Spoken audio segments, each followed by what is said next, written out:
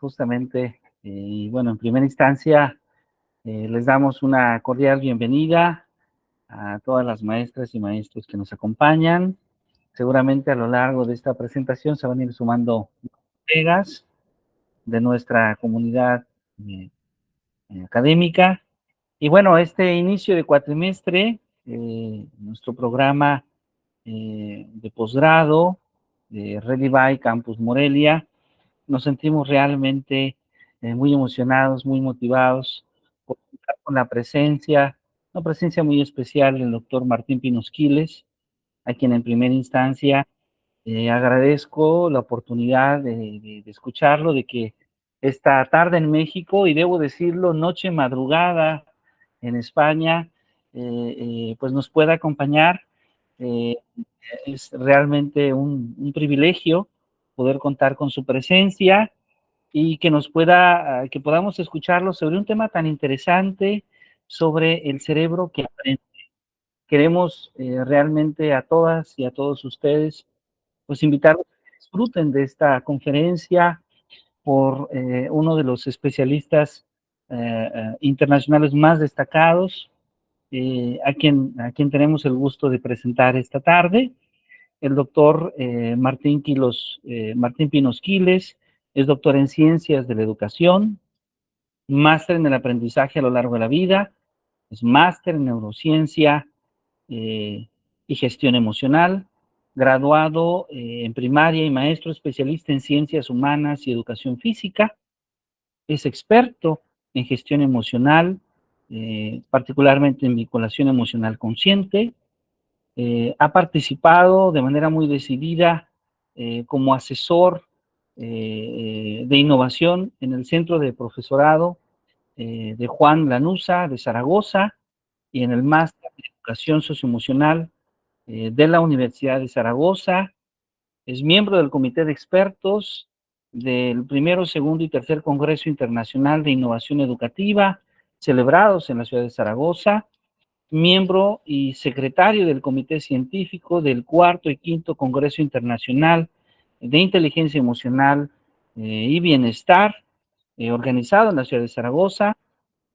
Ha publicado más de una docena de libros y otras publicaciones académicas en diversos temas de educación. Es ganador del primer Premio Nacional de Innovación Educativa, otorgado por el Ministerio de Educación de España. Así que, pues bueno, realmente es un gran placer y un privilegio el día de hoy escuchar al doctor Martín Pinos Quiles. Doctor, muchísimas gracias, muchas gracias por la oportunidad de acompañarnos y pues dejamos en usted la palabra. Muchas gracias. Buenas tardes, muchas gracias, Jesús. Todo un placer poder compartir este rato, esta hora breve con todos ustedes. Lo primero de todo, disculparme un poco por esta voz que puedo sacar. Me acabo de incorporar al trabajo después de unos meses de baja y la voz es todavía algo que se me está resintiendo en la recuperación, pero ya estamos en activo. Desde este lunes ya estamos en activo. Así que, retiradas esas disculpas, voy a permitirme compartir con ustedes mi pantalla para que puedan seguir más fácilmente mi intervención. Y por supuesto, si Jesús le parece bien, cualquier pregunta, cualquier cuestión que en un momento pudiera emerger, o bien directamente activando el micro, o bien a través del chat, yo estaré encantado en poder charlar un ratito con ustedes en este tiempo que disponemos. Bueno, el cerebro que aprende, esa es la temática. Vamos a hablar de ese maravilloso órgano que llamamos cerebro. Y aunque es un órgano realmente complejo, anatómicamente muy complejo, nos llegan muchos nombres y yo algunos de ellos necesariamente mencionaré a lo largo de esta pequeña intervención, pero solamente por recordar una diferencia clave y básica entre lo que es la división anatómica de ese cerebro, de esa corteza cerebral, que es lo que llamamos lóbulos, que tienen ahí en la pantalla, y otra denominación que es lo que llamamos cortezas dentro de sus lóbulos. A la izquierda de la pantalla ven ustedes el lóbulo frontal del cerebro. Bien, eso es un área anatómica, los lóbulos son áreas anatómicas. Sin embargo, las cortezas que están ubicadas en esos lóbulos son áreas funcionales. Cuando hablemos de la corteza prefrontal, que está en el lóbulo frontal, hablaremos de una zona funcional dentro de ese lóbulo que se encarga, por ejemplo, y esto es muy importante, de gestionar los procesos cognitivos, absolutamente básicos en el aprendizaje. Controla las funciones ejecutivas del cerebro. Controla también la gestión de las propias emociones cuando se nos desbocan. En ese lóbulo frontal no es la única corteza, no es la única área funcional. Tenemos también, por ejemplo, la corteza motora, un poquito más arriba, pero dentro de ese lóbulo. Y eso ocurre con el resto de los lóbulos del cerebro. En el lóbulo temporal vamos a encontrar la corteza auditiva, en el occipital vamos a encontrar la corteza visual, en la parte posterior del cerebro. Y en ese lóbulo parietal, situado en la parte superior de nuestro cerebro, encontraremos no solamente la corteza sensomotora, pero principalmente esa zona anatómica y funcional. Bueno, hecha esta pequeña introducción simplemente de gestión anatómica, sí que me gustaría insistir en que de forma muy elemental el cerebro humano está diseñado para hacer tres cosas. La primera, y esto es muy básico, pero se entiende bien, la primera es moverse. Estamos diseñados para movernos y eso conecta con el cuerpo. Estamos también diseñados para sentir y eso conecta precisamente con el corazón, de forma metafórica, porque sabemos muy bien que la gestión emocional también se ubica en áreas del cerebro, en concreto en esa parte fundamentalmente que reconocemos como el cerebro límbico. Y la tercera de las grandes funciones del cerebro tiene que ver con pensar. Y ahí es donde hablamos habitualmente del cerebro. Las tres Cs, cuerpo, corazón y cerebro, que de alguna manera tienen que ver con esos planteamientos que en su día se hicieron sobre el cerebro triuno, que igual les suena a ustedes, ¿verdad? El cerebro reptiliano, el paleocortes, el cerebro del mamífero, el límbico y el cerebro más propiamente humano. Es una división que desde el punto de vista estrictamente neurocientífico es muy cuestionable, pero sí que es muy didáctica para entender que básicamente el ser humano se maneja en estos tres ámbitos desde el punto de vista de funcionamiento cerebral. Ahora bien, movernos, sentir, pensar, ¿para qué? Pues para satisfacer de forma prioritaria los dos imperativos biológicos homeostáticos de cualquier ser vivo, no solamente los seres humanos, incluso las bacterias. ¿Y cuáles son estos dos imperativos homeostáticos de supervivencia? Pues el primero es ese, sobrevivir, y el segundo, proyectarse hacia el futuro. Y nos movemos, sentimos y pensamos básicamente para cumplir esas dos funciones. Solo que en el caso de nuestra especie, de los seres humanos, hemos ido un poquito más allá. Y nuevos anhelos, necesidades, se han ido incorporando a ese sustrato más biológico y más básico. Pero en el contexto evolutivo de nuestra especie han ido condicionando lo que somos. Para precisamente satisfacer esas necesidades de supervivencia, de proyección hacia el futuro y las nuevas añadidas, por ejemplo, la búsqueda de la felicidad, el cerebro humano lo primero que hace, nada más que hacemos, es intentar aprender. Lo primero que hace un bebé en el momento del nacimiento es empezar a aprender. Y el cerebro que ya se empezó a moldear estando en el vientre materno está ávido de aprendizaje desde el mismo momento del nacimiento. En ese contexto de entender que el cerebro lo que busca básicamente desde el primer momento en que empieza a ser funcional aprender, vamos a descubrir que hay una serie de claves absolutamente relevantes para que ese aprendizaje sea más efectivo. Y una de esas claves es la importancia de la atención. Tendemos a pensar, sobre todo los que nos dedicamos a la docencia, que ahora los niños, el alumnado, incluso a niveles universitarios, atiende menos, tienen más problemas de atención. Miren esa imagen, Martín de Cervera, el pintor, en 1614 dibujó este cuadro, clase en la Universidad de Salamanca. Curiosamente, en la misma universidad donde la doctora Corina, creo que hizo uno de los másteres, que va a intervenir luego a continuación de mi exposición. Ya en 1614, si se fijan bien en esa imagen, van a encontrar que ese alumnado, que ya son adultos de la universidad, no todo el mundo está realmente muy atento. Hay personas bastante despistadas, hablando con la persona que tienen al lado, hablando con la que tienen detrás, riéndose. La atención ha sido siempre un problema. Atender al discurso de otro ser humano es realmente complejo, porque la atención no se puede demandar, no está a nuestra libre disposición. La atención es siempre una conquista del docente, del orador, del conferenciante. Es siempre una conquista, especialmente la atención ante otro ser humano, porque los tiempos disponibles a nivel cerebral para atender a otra persona cuando nos habla son bastante limitados. Es decir, la atención plena, incluso queriendo atender, como el que puede tener un alumno en clase o ustedes en este momento respecto a mi intervención, está condicionada por unos tiempos muy precisos. En el caso de los adultos, rondan, nos dicen los estudios, en torno a 15, 18 minutos máximo. Y más allá de ese tiempo nos cuesta concentrarnos en lo que nos están hablando. Nuestra atención va a dispersarse, va a irse a otros sitios que no son el momento actual, el discurso, incluso queriendo atender. Y se nos puede ir al pasado, se nos puede ir al futuro, y volvemos de nuevo al discurso porque nos damos cuenta de que nos hemos ido, pero en esos intervalos de ir y venir perdemos información. Y eso ocurre también en las aulas, lógicamente.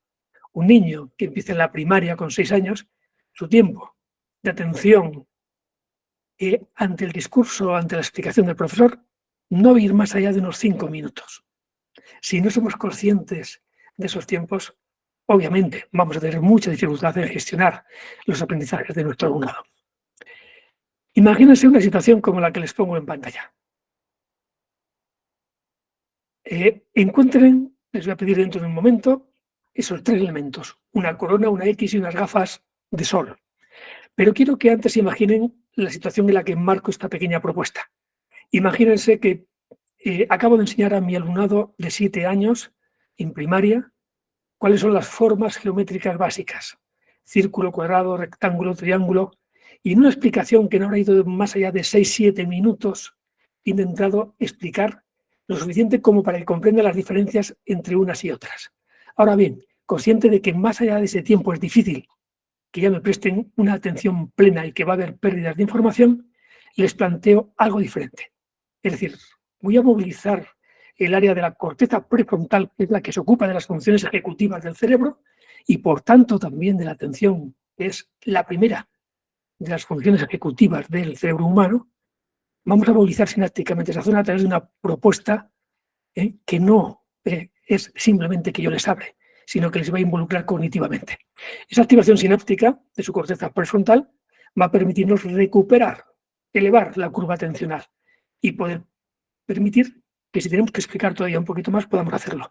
Pero después de esa activación sináptica, hemos explicado las diferencias entre las formas geométricas y a continuación proponemos al alumnado: encuentra una corona, una X y unas gafas de sol.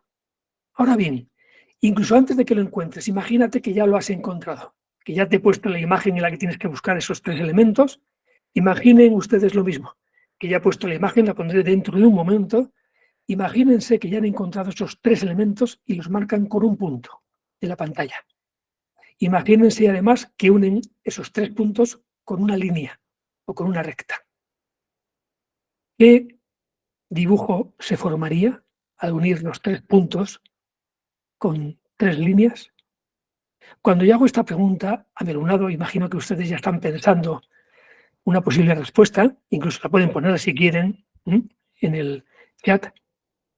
La respuesta que yo espero que se produzca, habitualmente se produce, es un triángulo. Y es una respuesta que a mí me aporta un feedback muy interesante. No sé si tengo...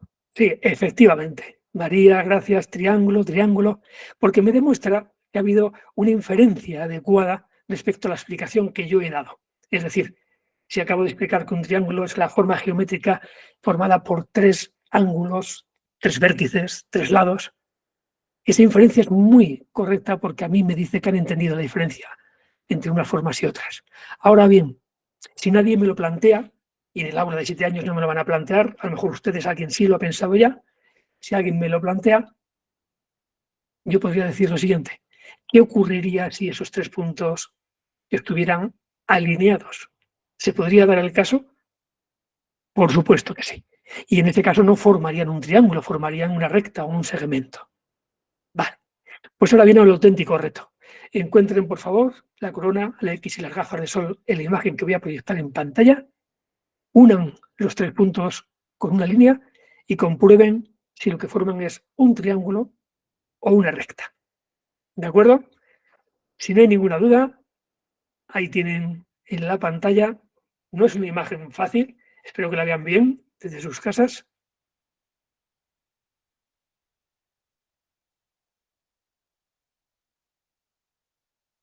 Les recuerdo una corona, unas gafas de sol y una X.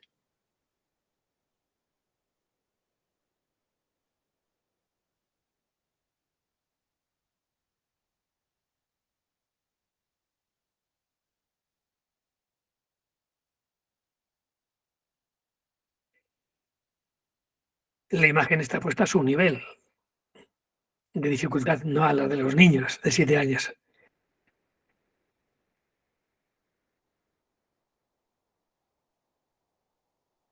La atención selectiva que requiere buscar entre todo este batiburrillo de elementos gráficos, encontrar esos 3 elementos, provoca una activación sináptica importante en la corteza prefrontal.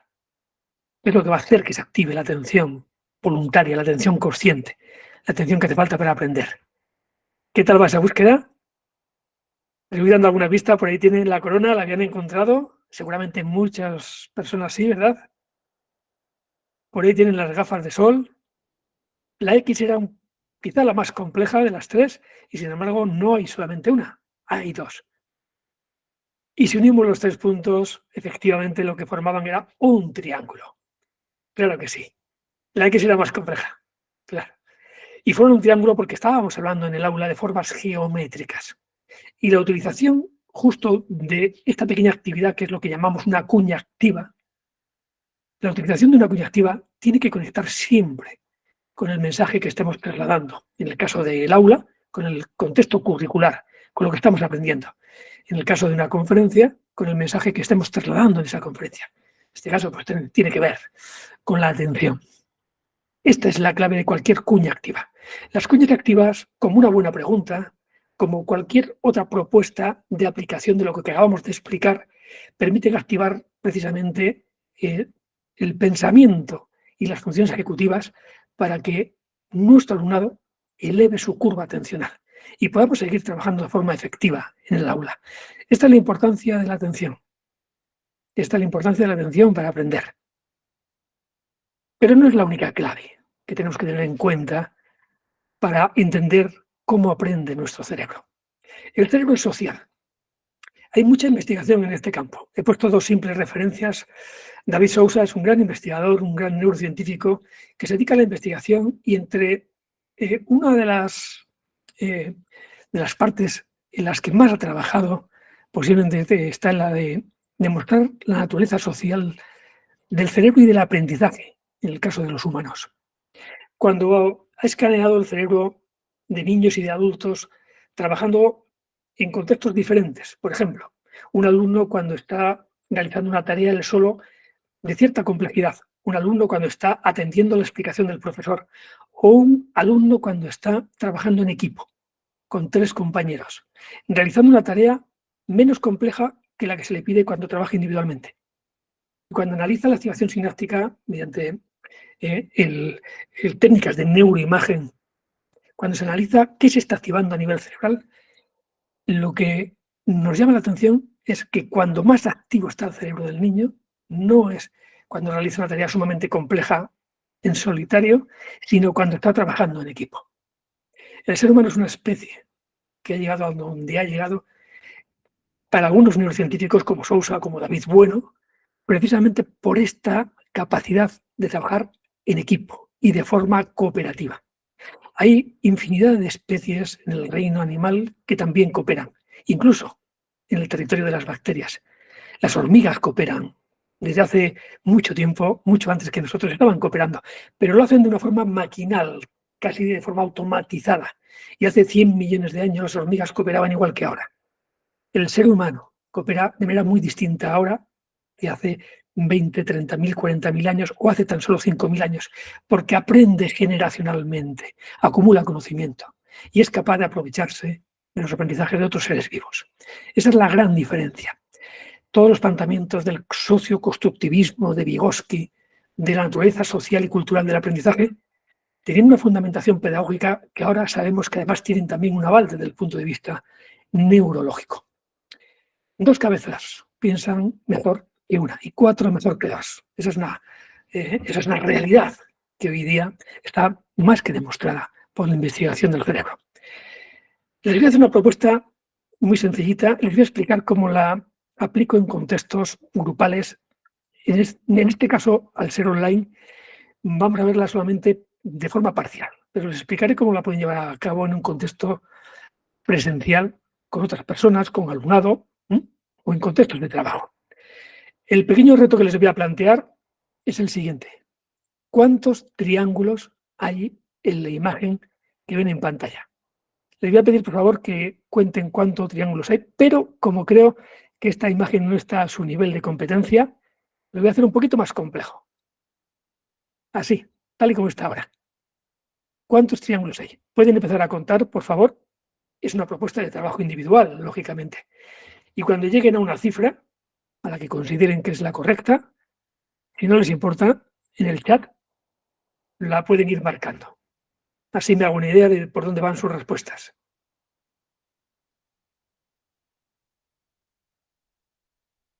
Muy bien, empiezo a ver las primeras.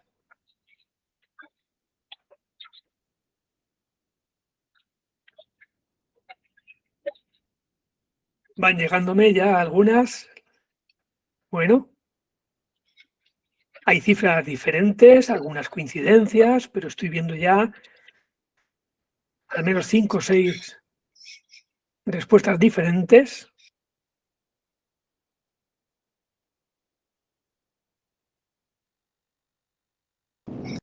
Muy bien. Obviamente les voy a sacar de dudas dentro de un momentito.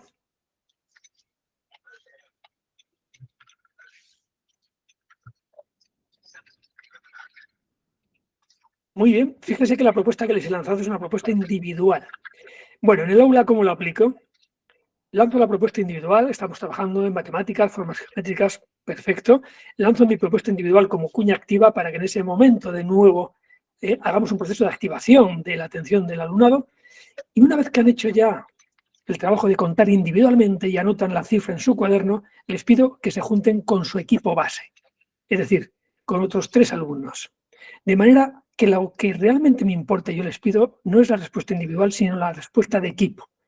Al juntarse con su equipo base, cada uno aporta su respuesta y tienen que llegar a un consenso, lógicamente. Y en ese proceso es cuando seguramente el alumno, la persona que ha llegado a una cifra más alta a priori, intentan convencer al resto y demostrarle dónde están todos esos triángulos que él ha visto y que no han visto los demás. Pero en ese proceso a veces ocurre que triángulos que él no había visto, o esa persona no había visto, los ha visto otra persona del equipo. O incluso triángulos que no había visto esa persona, al contar ahora en grupo, resulta que aparecen. La consecuencia es que cuando hago este proceso del individuo al equipo, al final la respuesta en equipo es bastante probable que sea la respuesta correcta al problema. Y si no es la correcta, se acerca mucho más a la correcta que las respuestas individuales. A nivel individual es bastante difícil acertar a la primera. Como equipo es bastante fácil acertar. Y ahí estamos demostrando a nuestro alumnado, además de hacer una activación sináptica de la atención, estamos demostrando la importancia del trabajo en equipo y esa naturaleza social del propio cerebro humano para conseguir mejores resultados cuantitativos y cualitativos en el aprendizaje. ¿Cuántos triángulos había? Ahí tienen la respuesta, 27.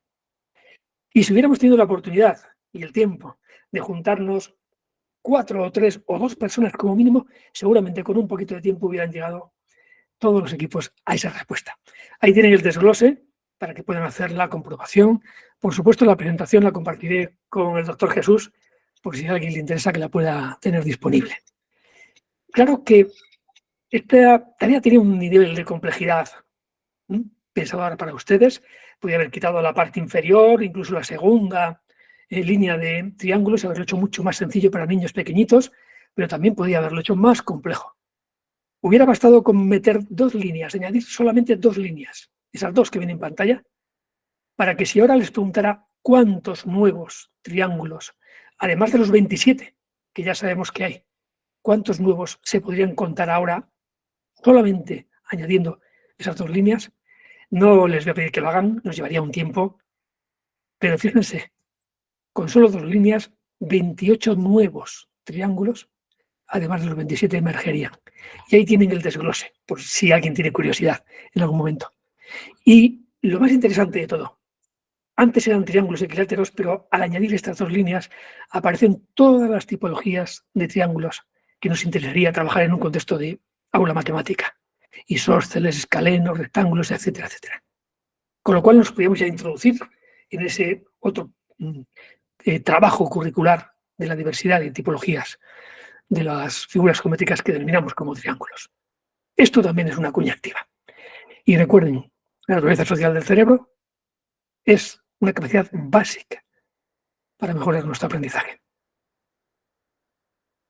Les pongo aquí una cita inacabada, con una fotografía mía de hace unos años. Todo hombre puede ser, si se lo propone, escultor de su propio. No sé si conocen la cita o no, algunas personas seguro que sí. Está inacabada. Cuando pregunto a veces a compañeros, a compañeras, docentes, cómo acaba la cita, a veces me la contestan bien, a veces me dicen, todo hombre puede ser, Martín, si se lo propone, el escultor de su propio cuerpo. La cita real es esa. Puede ser el escultor de su propio cerebro. Y no la dije yo, obviamente, esa no es una imagen mía, como les decía, era una broma. Es una imagen de don Ramón y Cajal, el gran premio Nobel, el padre y pionero de la neurociencia, en su época joven, cuando siendo estudiante de medicina, precisamente en la Universidad de Zaragoza, en la misma universidad donde estudié yo, siendo estudiante de medicina, ya anticipó algo maravilloso, porque no le dieron el premio Nobel por esto que les voy a comentar. Se lo dieron por descubrir las sinapsis neuronales, pero lo que anticipó ya don Ramón y Cajal fue algo maravilloso, y es que el cerebro puede cambiar. Y de la misma forma que el músculo responde ante el entrenamiento, él intuyó que también el cerebro podía responder ante el entrenamiento. Y eso es lo que se llamó plasticidad cerebral, una de las claves fundamentales para entender cómo aprende nuestro cerebro. Ahora bien, para que se produzcan precisamente los procesos de neuroplasticidad, para que las redes neuronales se modifiquen, se expandan, para que se creen nuevas conexiones, aumente el número de dendritas, de terminaciones que permiten generar nuevas conexiones sinápticas, es necesario cumplir 2 requisitos.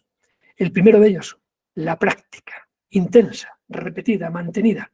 Y el segundo, la práctica atenta, con activación de la atención voluntaria, de la atención ejecutiva, de la que antes hablábamos. Y el cerebro en estas condiciones es capaz de seguir aprendiendo a lo largo de toda la vida. Eso es lo más maravilloso. Siempre y cuando aprendamos, siempre y cuando practiquemos, podemos seguir generando movilizaciones a nivel neuronal y mejorando las áreas del cerebro implicadas en el aprendizaje que nos hayamos propuesto. Este es un concepto muy interesante porque abre todas las perspectivas. Ya no vale aquello de yo no valgo para los idiomas, yo no valgo para las matemáticas, yo no valgo para la música, para la educación física. No tiene sentido. Somos capaces de modificar nuestro cuerpo de la misma manera que somos capaces de modificar también nuestro cerebro. Si no nos resistimos a creernos que no valemos para no sé qué o para no sé cuánto. Bien, aprender es fundamental. Utilizar nuestros procesos cognitivos es fundamental. ¿Hasta qué punto las tecnologías digitales nos ayudan a mejorar, a movilizar, a mejorar plásticamente nuestros procesos cognitivos? ¿Hasta qué punto las pantallas nos pueden ayudar a mejorar nuestra forma de pensar? Porque al final aprendemos aplicando nuestros procesos cognitivos sobre eso que llamamos contenidos curriculares o situaciones de aprendizaje. Miren los dibujos de niños de 5 o 6 años en un trabajo de hace ya un tiempo, del 2006, expuestos a menos de 1 hora de televisión por día. Y miren los dibujos de niños de la misma edad expuestos a más de 3 horas de televisión por día. Creo que las diferencias son más que palpables. Y esto se hizo en 2006, donde lo que nos preocupaba en aquellos instantes era la pantalla de la televisión Hoy día habría que hablar de multitud de pantallas, del móvil, de la tableta, del ordenador, de la televisión, por supuesto, también. Y ahí empezamos a sumar horas y horas.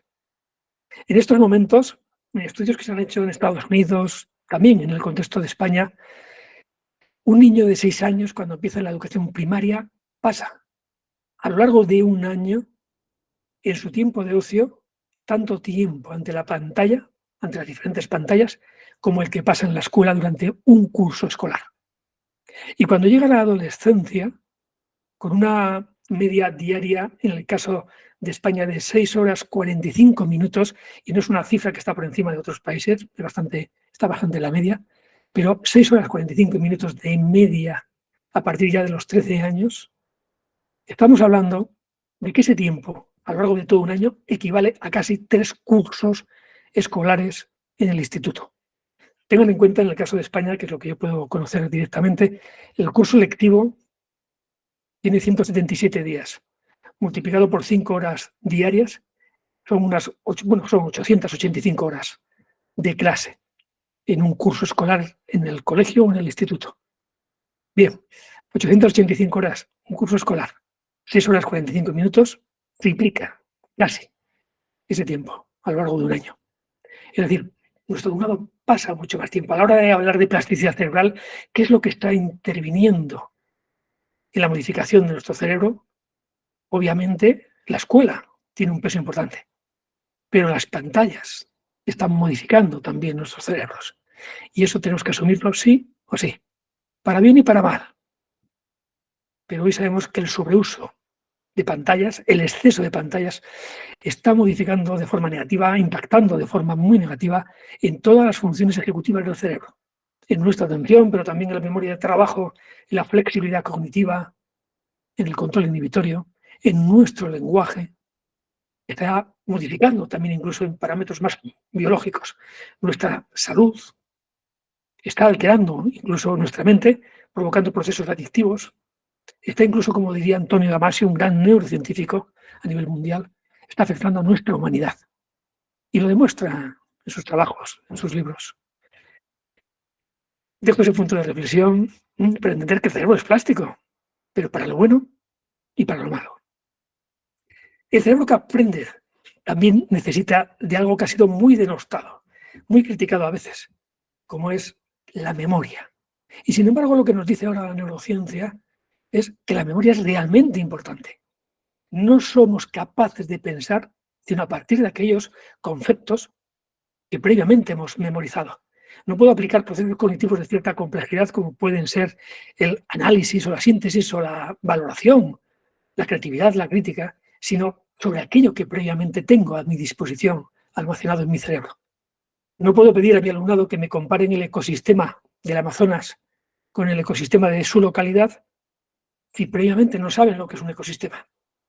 Por tanto, la memoria es importante. El problema es cuando hemos abusado de la memoria, cuando hemos utilizado la memoria como herramienta para aprender e incorporar datos e informaciones que no son relevantes y que una vez vomitados en el examen el alumnado va a olvidar porque no encuentra dónde aplicarlo, porque son conceptos con escasa significación, con escasa funcionalidad o con muy poca motivación para el propio alumnado. Cuando un concepto es significativo, funcional o motivante, podemos esperar que se asiente, es decir, que genere una red neuronal estable. Y las redes neuronales estables son precisamente lo que denominamos como aprendizajes o como memorias. Cuando lo que aprendemos son contenidos culturales, que pueden ir desde las capitales del mundo a, por ejemplo, las tablas de multiplicar, hablamos de memorias semánticas o aprendizajes semánticos. Cuando lo que aprendemos es algo que requiere un procedimiento previo, por ejemplo, a escribir, a ir en bicicleta, estamos hablando de memorias procedimentales o bien de aprendizajes procedimentales. Pero unos y otros ambos son memorias a largo plazo. Y la forma más natural de que el cerebro genere precisamente redes neuronales estables, aprendizajes, es la repetición. Aquellas neuronas que se disparan juntas, que se activan juntas de forma repetida e insistente, generan una red neuronal, modifican nuestro cerebro. Eso es la plasticidad cerebral que hablábamos hace un momento. Entendiendo que la memoria es importante, y sabiendo que ustedes llevan toda la vida estudiando, han hecho sus carreras, están en procesos incluso de posgrado, de másteres, de doctorado, llevan toda la vida memorizando muchísima información. Sé que sí o sí tienen muy buena memoria y que no van a tener ninguna dificultad en memorizar esas 2 líneas que les pongo en pantalla. Tienen 1 minuto de tiempo, por favor. Luego hablamos.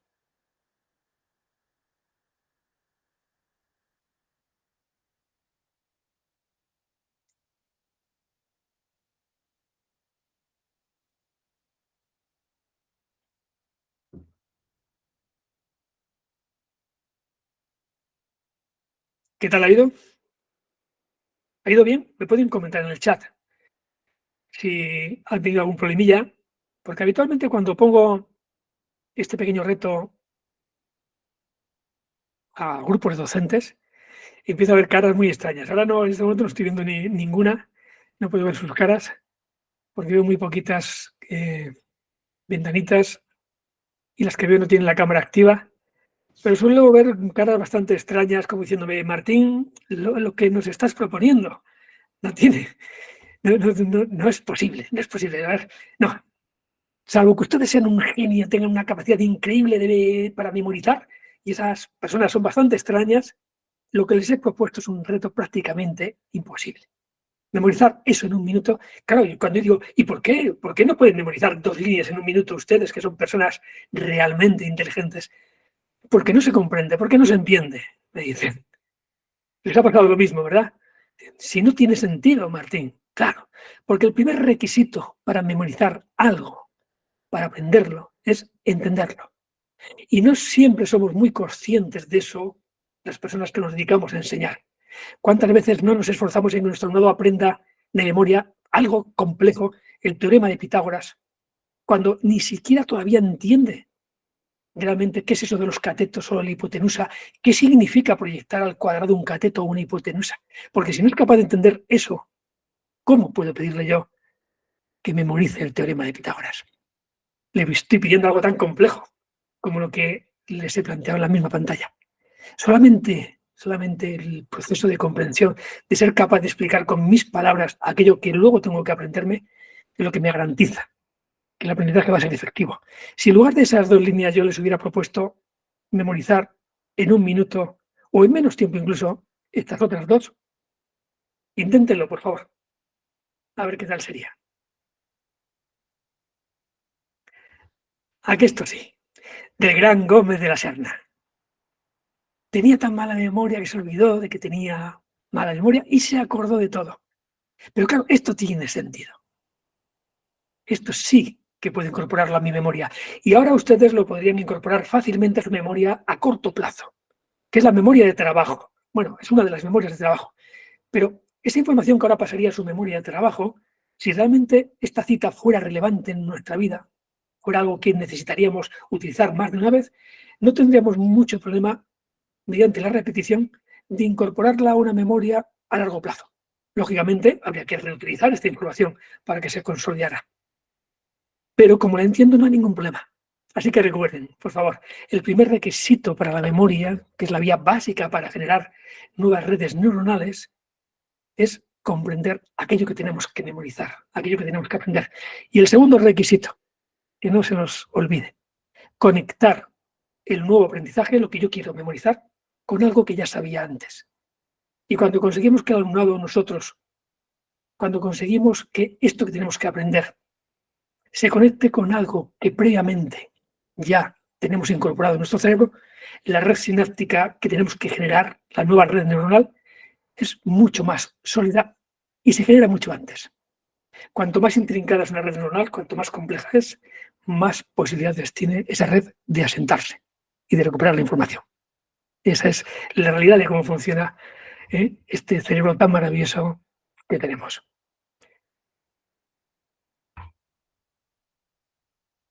Cambiemos y hagamos una pequeña pausa con esta otra realidad. Yo creo que somos muy conscientes de que cada ser humano es distinto. Somos muy distintos por muy diferentes razones, pero una de ellas, y esta es muy relevante si hablamos de aprender, porque cada cerebro es único.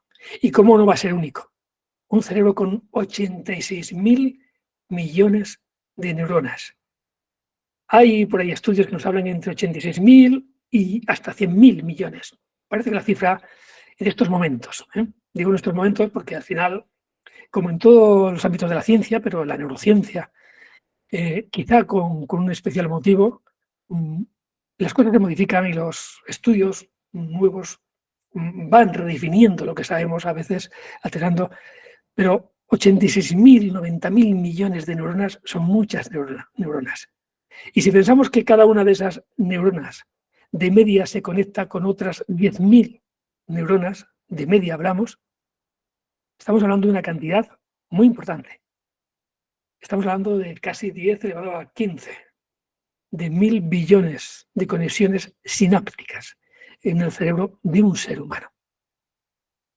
Y además, con toda esa cantidad de neuronas y de conexiones sinápticas, reconfigurándose de forma distinta entre una persona y otra.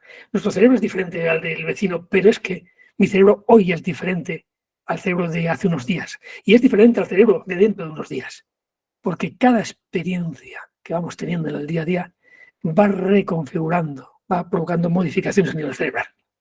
Gardner ya nos planteó, ¿verdad?, con su teoría de las inteligencias múltiples, que hay muchas maneras de ser inteligente, que hay muchos lenguajes posibles para aprender, que hay muchos lenguajes posibles para compartir lo que sabemos.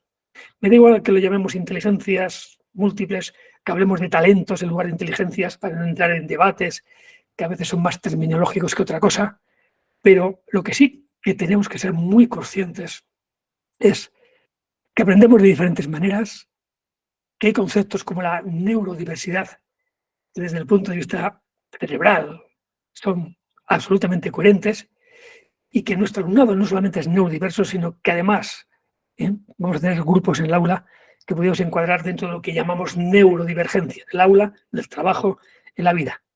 El cerebro neurodivergente corresponde a aquellas personas que perciben o piensan o sienten de forma distinta a lo que sería la normalidad estadística.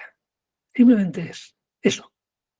Claro, dentro de ese grupo de personas tenemos, por ejemplo, el alumnado superdotado, o tenemos el alumnado con déficit de atención, alumnado TDAH, alumnado de espectro autista. Son alumnados neurodivergentes. Y de estas realidades, desde estas diversidades, tenemos que ser muy conscientes de que para poder aprender hay que tener muy en cuenta propuestas que atienden al diseño universal del aprendizaje, que es un concepto que cada día cobra más importancia. Cada cerebro, insisto, es único. Intenten, por favor, vamos a hacer una pequeña cuña y así yo dejo de hablar y activan su corteza prefrontal. Intenten leer, por favor, sin voltear la cabeza, no hagan trampas, no se giren, este mensaje cifrado que les pongo en pantalla.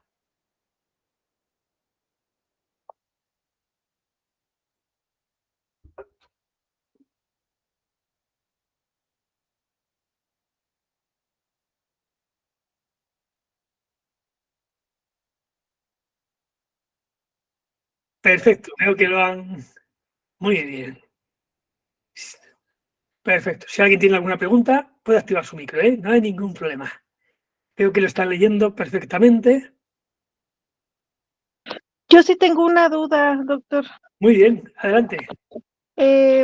Me surge la duda en cuestión de, entonces todas las personas somos inteligentes, entiendo, Sí, pero las personas con un coeficiente intelectual por encima del promedio es neurodivergente, entonces sería superior, o sea, sí se mide la inteligencia. Garnet hablaba de eso, o no sé, recuerdo mucho un comentario, no sé si lo malversaron o qué, de Claudia Sheinbaum, en donde decía que no había niños ni niñas con aptitudes sobresalientes o con una inteligencia superior, que todos eran inteligentes. Cuando en mi investigación, yo en eso ando, pues se habla mucho de que se ha desatendido a este grupo, ¿no?, de población, y entonces estoy ahorita como, híjole.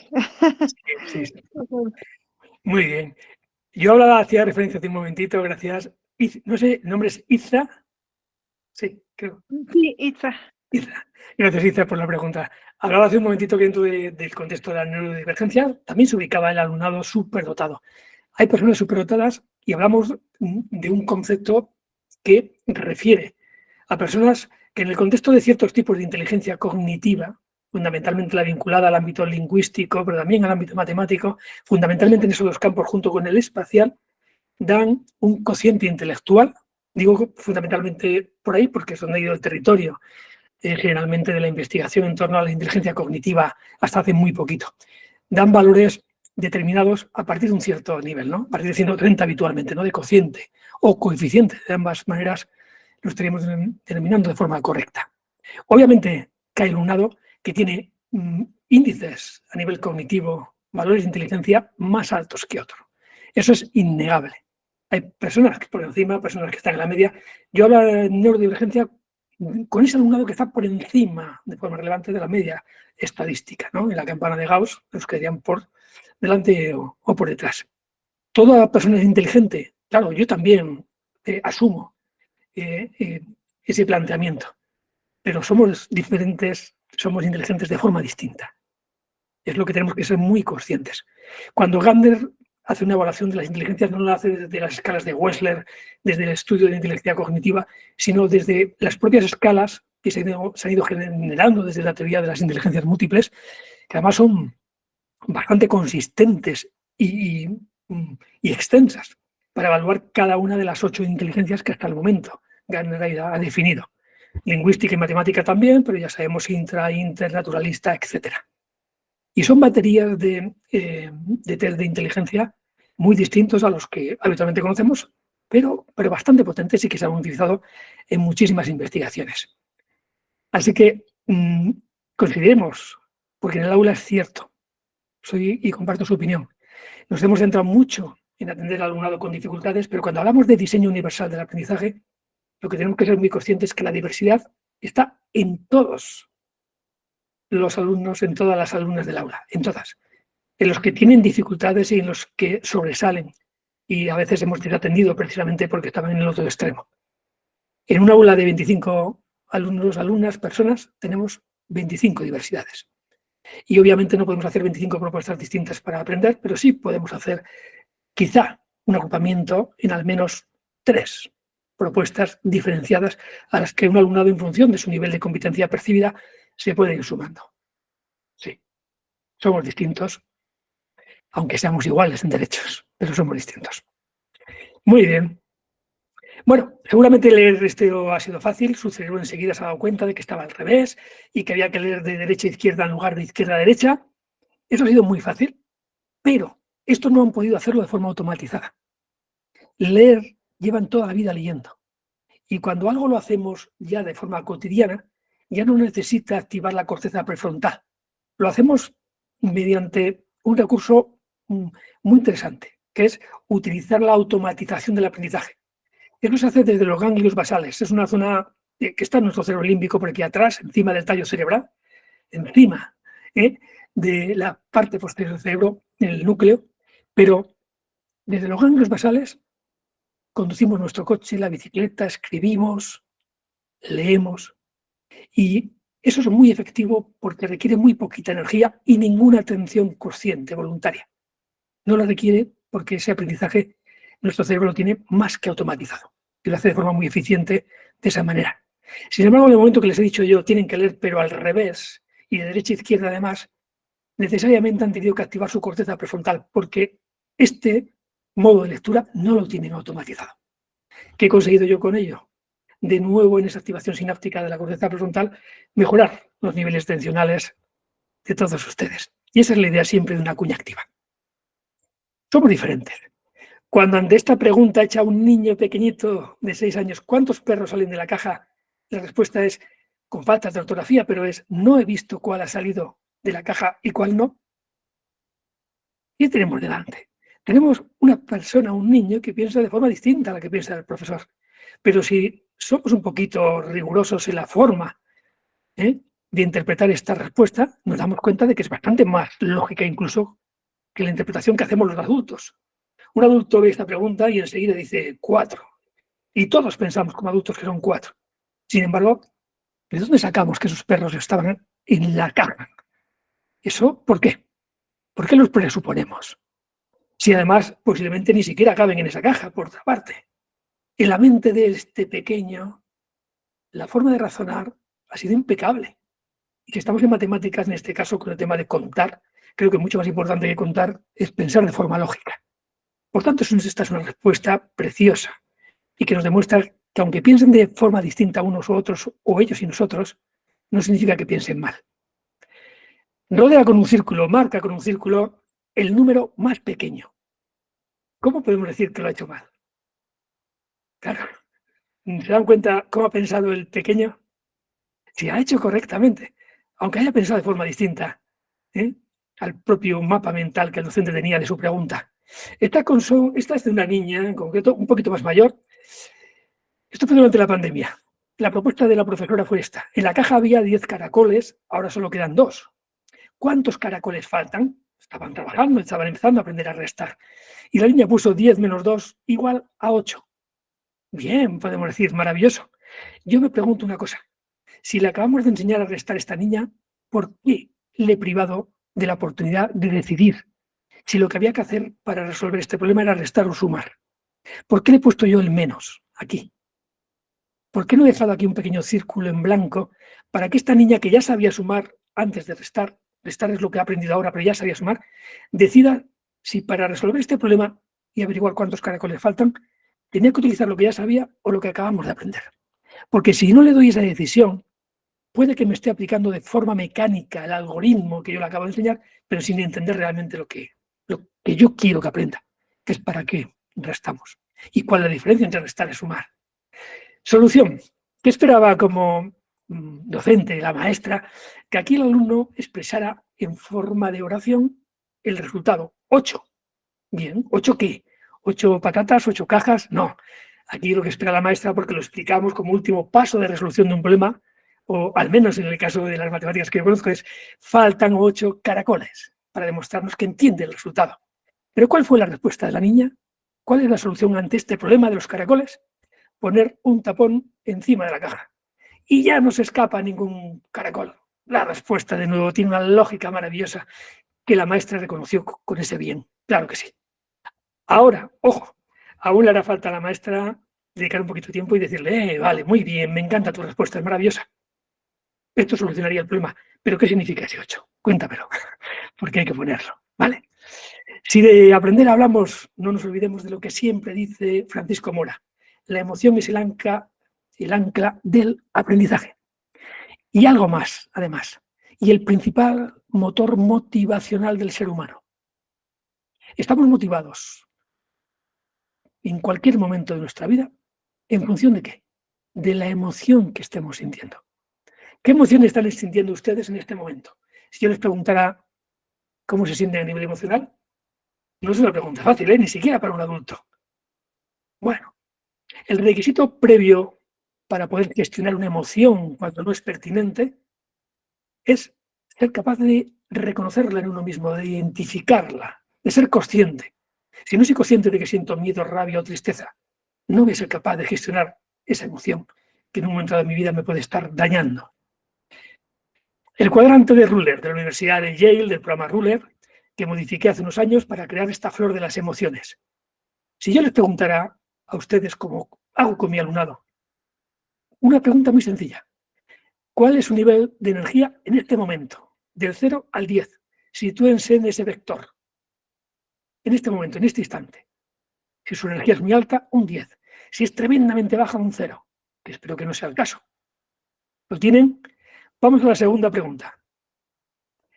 ¿Cómo de agradable es lo que siente en este momento? Si está usted genial, se siente muy bien, un 10. Y si se siente absolutamente fatal, un 0. Sitúense, por favor. Y ahora que ya están allí, proyecten la perpendicular de esos dos puntos, de los dos vectores, del eje vertical y horizontal, proyecten la perpendicular y allá donde se unan esas dos líneas, ven mi puntero, allá donde se unan la línea vertical y la horizontal, se situarán en uno de los pétalos de la flor. ¿Para qué nos sirve la flor? Y a nuestro alumnado, para poner nombre a lo que sentimos.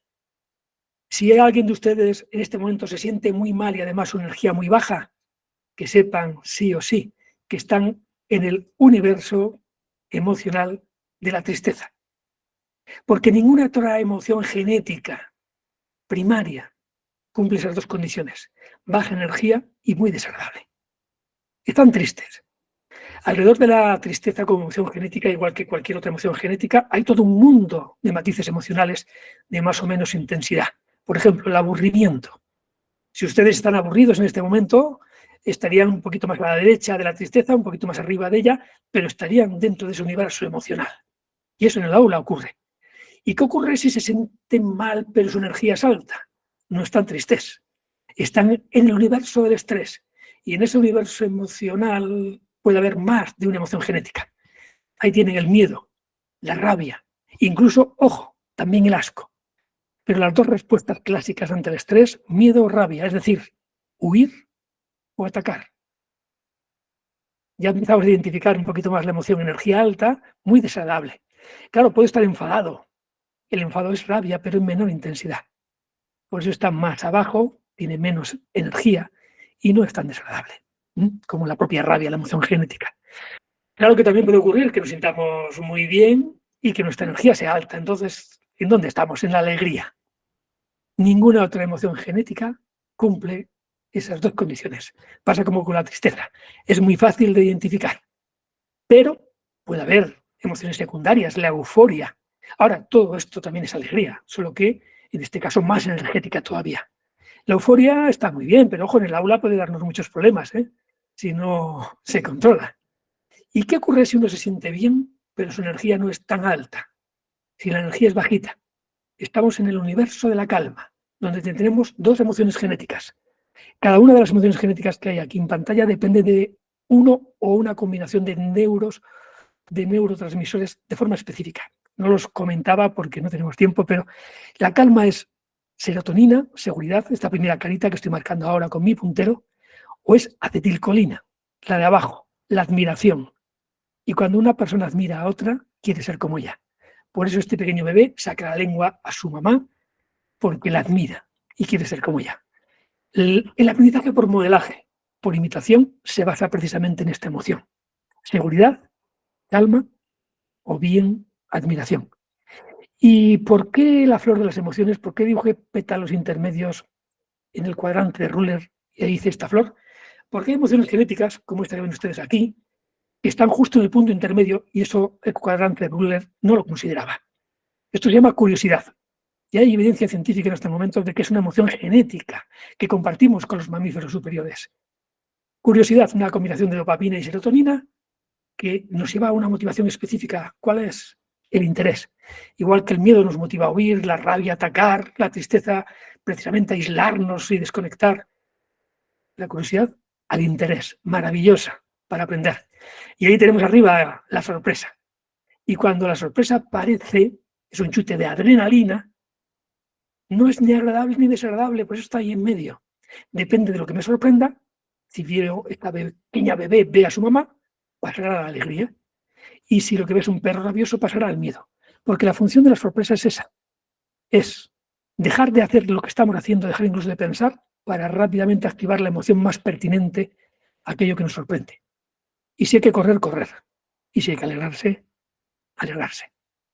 Con una herramienta tan sencillita como esto, como la flor de las emociones, ¿qué cantidad de recursos tenemos para empezar a trabajar en eso que estamos sintiendo? Y por ir acabando, el cerebro que aprende no puede olvidar que el juego es absolutamente esencial en los mamíferos y en nosotros para seguir aprendiendo. Y el cerebro sabe que el juego es importante para aprender porque activa neuroquímicas muy placenteras. Y como al cerebro le gustan esas neuroquímicas, quiere seguir activándolas. ¿Qué químicas son en concreto? Pues algunas les he nombrado ya: la serotonina, la acetilcolina, también la dopamina de la alegría y la oxitocina, cuando jugamos con otras personas, que es la hormona y el neurotransmisor del vínculo, la confianza, del apego, de estar trabajando juntos. Y la última clave que les presento: aprendemos mejor cuando nos movemos. Y hoy sabemos, nos dice la evidencia, porque hay mucha investigación en este campo, que cuando nos movemos, incluso en el aula por tiempos pequeños, y rompemos la la creencia de que el alumno para aprender tiene que estar sentado muy callado y sin moverse, y permitimos que haya movimiento en matemáticas, en historia, en filosofía, lo que estamos haciendo es mejorar la condición a través de la liberación, por ejemplo, del BDNF, es una molécula, un factor de crecimiento, es el factor neurotrófico derivado del cerebro.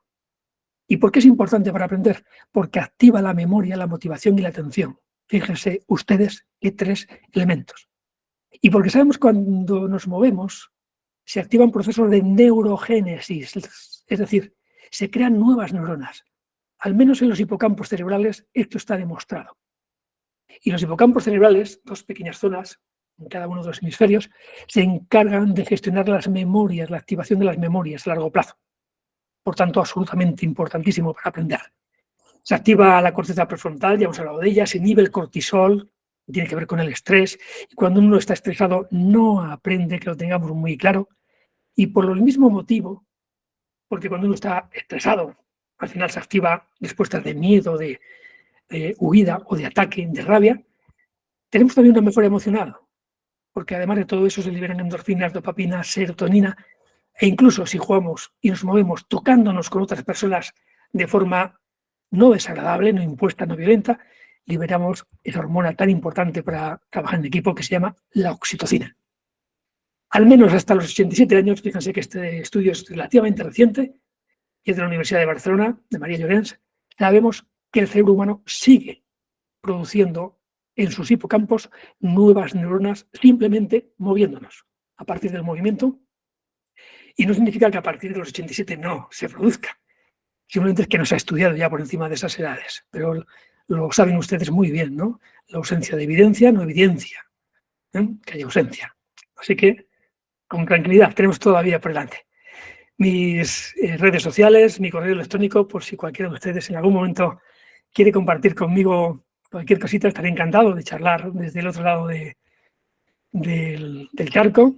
Y la última diapositiva, acabo aquí, con esta imagen, un paisaje bonito, precioso, que creo que es el que nos aporta la neurociencia, pero que también tiene sus pequeños riesgos, porque aprender siempre es salir de nuestra zona de confort, porque es el requisito necesario para seguir creciendo, es salir de la zona de confort. Y esa salida de la zona de confort, estos pequeños riesgos los he representado con este cocodrilo. Acabo mi intervención, 1 minuto, y termino con un pequeño cuento, porque al cerebro le encantan los cuentos. No voy a extender el porqué, pero le encantan que les narren historias. Dicen que un millonario montó una fiesta increíble en una de sus mansiones y en un momento dado reunió a todos sus invitados alrededor de la piscina donde coleccionaba, fíjense ustedes, cocodrilos australianos. Y con todos los invitados alrededor de la piscina les dijo lo siguiente, con chulería además: si alguno de ustedes salta a mi piscina, la atraviesa y sale vivo por aquí, le doy la mitad de mis coches, mis aviones y mis mansiones. Ahí queda eso, con chulería. Con chulería que en ese momento alguien saltó a la piscina. Los cocodrilos enseguida se abalanzaron contra el hombre, pero el hombre con patadas, puñetazos, se defendía como podía y, por increíble que parezca, consiguió atravesar la piscina y salir vivo, chorreando sangre, casi desnudo, pero salió vivo. El millonario, impresionado, se acercó, le dio la mano, le ayudó a levantarse y le dijo: me ha dejado usted de piedra. No esperaba yo que nadie se atreviera con mi reto, pero soy un hombre de palabra. ¿Dónde le mando los coches? Y el hombre dijo: no, yo no quiero coches. Ah, vale, los aviones, no, tampoco. Ah, usted lo que quiere son mis mansiones. Dijo: no, yo no quiero sus mansiones, yo tengo mi casa. Y es hermosa mi casa. En ese momento el millonario, extrañado, dice: pero a ver, no le entiendo. Si usted no quería nada de lo que yo ofrecí, entonces, ¿qué es lo que quiere? Y el hombre respondió: yo encontraré al desgraciado que me ha empujado a la piscina.